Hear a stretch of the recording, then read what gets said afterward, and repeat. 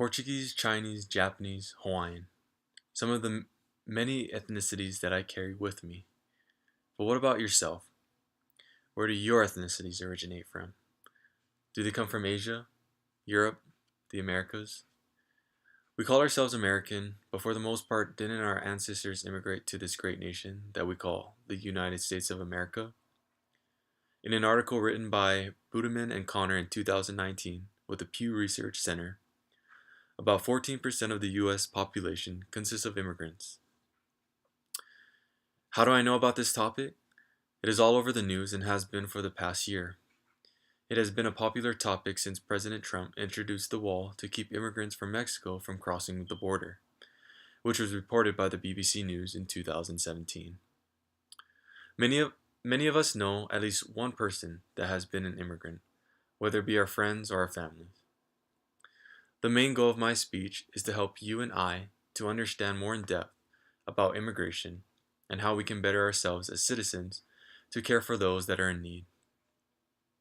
I will describe the immigration that has been happening in the U.S., discuss ways that our government is handling immigration, and then finally how we as citizens can help and how we can come up with other solutions to help those that are in need. I will first talk about what has been happening with immigration in the U.S. Merriam-Webster defines the word immigrate as to enter and usually become established, or to come into a country of which one is not a native for permanent residence. In an article with the Pew Research Center in 2019, Bielik, Lopez, and Radford said 75% of immigrants are legal. Immigrants come from all around the world, such as South America, Europe, Africa, and Asia. Some countries consist of Mexico, China, India, the Philippines, and many more. As of today, there are 45 million immigrants to the U.S., and over the next 40 years, the population will increase to almost 80 million immigrants. They will consist of 88% of the population growth. In 2017, about 54,000 immigrants were refugees because of wars happening in their home countries. Education is another aspect of immigration, as immigrants equal the percentage of U.S.-born citizens on receiving college degrees, which is 32% and 30%. While there are lawful and unlawful immigrants, about 59% of lawful immigrants hold professional, management, business, or service jobs, and 48% of unlawful immigrants work in service or construction jobs. Lastly, with all this information about immigration, why talk about it? Well, I guess the question to ask is, what are your views of immigrants and immigration? There are many Americans that say that immigrants make the U.S. a better place because of their hard work, talents, food, music, and art. On the other hand, other Americans say that immigrants are a burden because of the jobs they take, crowdedness, housing, and healthcare. People can look at immigration as a positive or negative thing, but aren't immigrants human beings? Now I will discuss things that the government is doing with immigrants and immigration. For the past few years, there has been talk about how the government will take action on how they will manage immigrants and immigration. One of the biggest topics that has been talked about is the border wall that President Trump has been pushing for. In an article by PBS in 2016, it talks about how President Trump wants to build the wall to help fortify and increase the security on the southern border. The wall would be about 1,000 miles long and would help keep immigrants from crossing the border.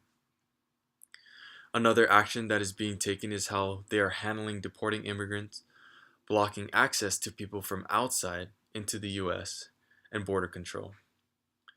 In 2017, Davis, an author for the New York Times, wrote about how immigrants will be deported and that legal immigration will have actions taken as well.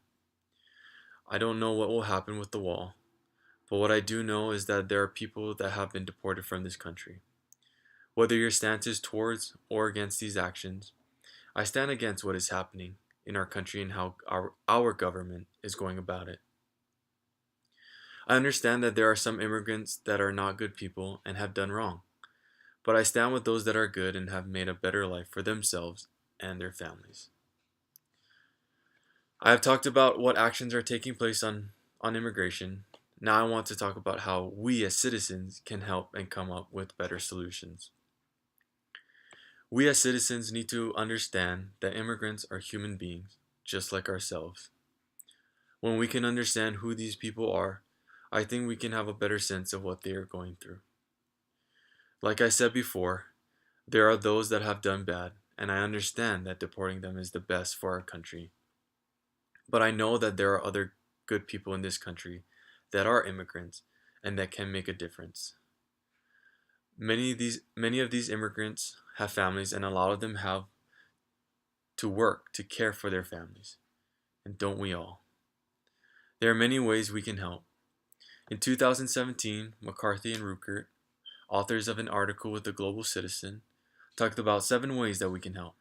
They are donating to legal services, donating to on the ground organizations, volunteering, protesting, calling local and state politicians, protecting sanctuary cities, and to educate ourselves on immigration. Donating will help with legal support. Some of these services consist of the National Immigrant Justice Center and Families for Freedom. Donating to an on the ground organization helps with aiding immigrants. Volunteering and protesting can help show visual effects of helping immigrants. Calling politicians help bring awareness to political leaders of what is happening in the community. And protecting cities and educating ourselves on immigration will better help those that are in need of help. Another story that I would like to tell is about my own family. My grandfather's family immigrated from Japan to Hawaii many years ago. Although Hawaii was not part of the US back then, there has been countless positive things that have come out from this. My grandfather served in the United States Army and gave his service to this country. He was able to be married and had children, grandchildren, and great-grandchildren. My family was able to settle here in the US, and now many of my family members have worked, continue to work, graduated college, are in college, going to school, playing sports, and have dreams of having a career and raising a family. So what now? After listening to this, I hope that there was some sort of connection, thought, or better understanding of immigration, how it can affect us and how we can better ourselves as citizens and help those in need. Today I have talked about immigration that has been happening in the US, discussed ways that our government is handling immigration, and talked about how we as citizens can help and come up with other solutions to help those that need our help. What if you were in the same situation like other immigrants? What would you do? I believe that immigration, although having negative views, can have positive views as well. I know that the US is the land of the free and home of the brave, and I know that you and I can make a difference.